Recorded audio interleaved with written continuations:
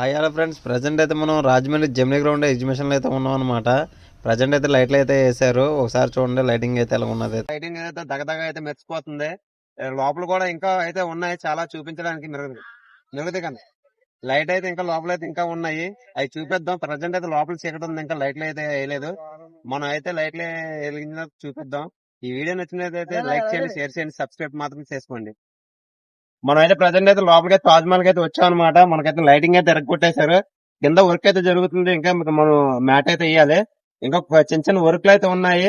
దాన్ని వర్క్లు అయిన తర్వాత ఓపెన్ అయితే అవుద్ది అనమాట. ఒకసారి తాజ్ మహల్ లైటింగ్ అయితే చూద్దాం రండి.